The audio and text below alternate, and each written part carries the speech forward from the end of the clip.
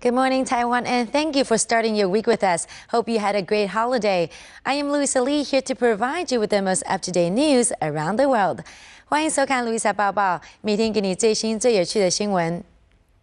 Japanese Prime Minister Yoshihiko Noda has paid a visit to the Chinese leaders on Sunday. The talks between the two nations have since shifted from focusing on bilateral issues to the regional security following the death of the North Korean leader Kim Jong-il.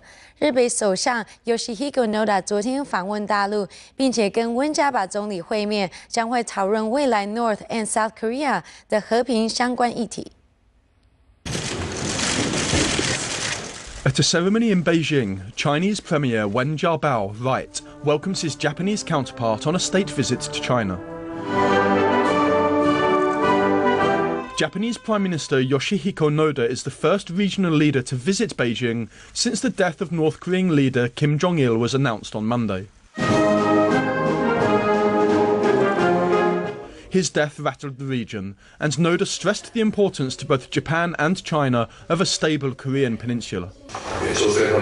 Peace and stability on the Korean peninsula is in the common interest for both Japan and China.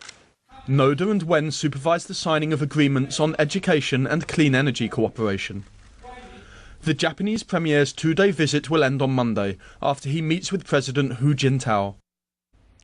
And now to related news, the most recent image of Kim Jong-un and his uncle standing together among other military officials is being believed to be the latest sign that the uncle will be the power behind the throne.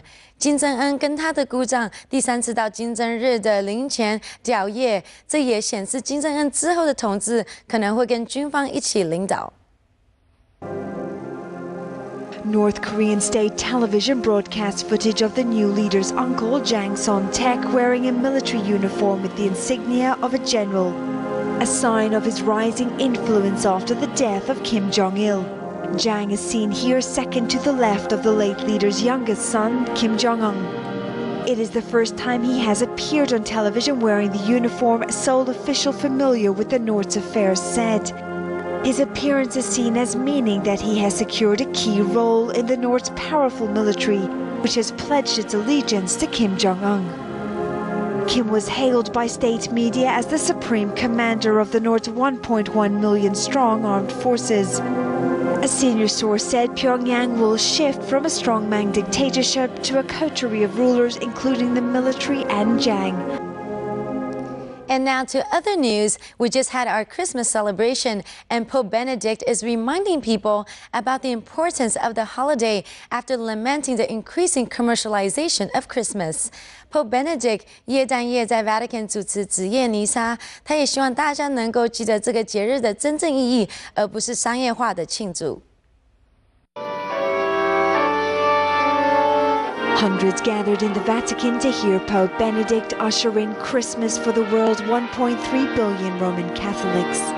He was wheeled up the central aisle of St. Peter's Basilica on a mobile platform that he has been using since October. The pontiff urged people to go beyond the commercialism of the season. Today, Christmas has become a commercial celebration whose bright lights hide the mystery of God's humility, which in turn calls us to humility and simplicity. And called on oppressors to put down their rods. Manifest your power, O God. In this time of ours, in this world of ours, cause the oppressor's rods, the cloaks rolled in blood, and the footgear of battle to be burned, so that your peace may triumph in this world of ours. He also urged those less fortunate and far from home be remembered. And let us also pray, especially at this hour, for all those who have to celebrate Christmas in poverty, in suffering, as migrants, that a ray of God's kindness may shine upon them. This is the 7th Christmas season of the 84-year-old pontificate, who will deliver his twice-yearly Urbi et Orbi message and blessing to the world on Christmas Day.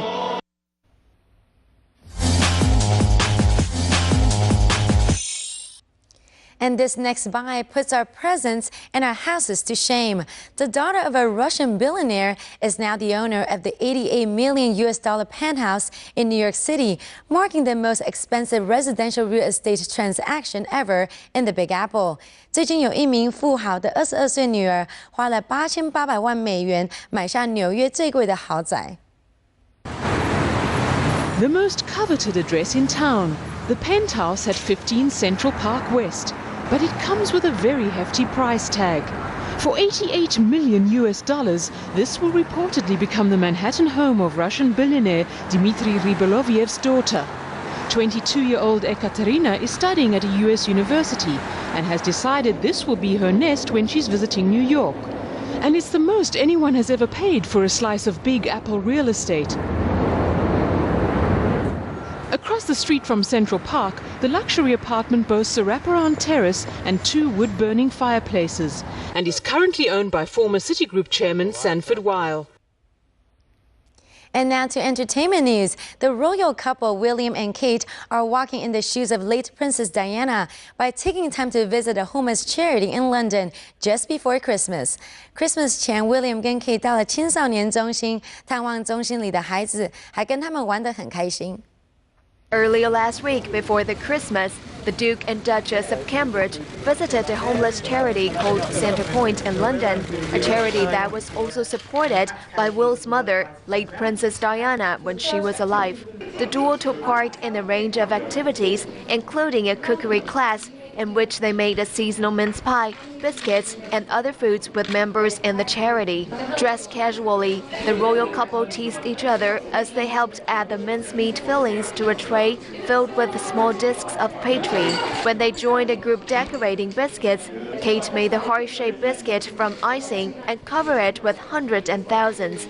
Kate later gave the biscuit to Tasha Barbie, a user of the center, who was also celebrating her 18th birthday. I was actually decorating biscuits with my friends, and they came along and we was telling them what we was doing, and we asked her if she would like to make one, and she made this one, and she said it's my birthday cookie, because I told her it was my birthday when she came along as well, and she asked me what plans I had, told her I was going out to eat with my friends, and that's it really. But it was a really good experience overall, and I enjoyed it.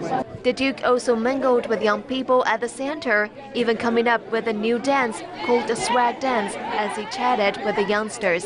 As one of late Princess Diana's favorite charities, Centrepoint provides housing and support to improve the lives of homeless young people aged 16 to 25.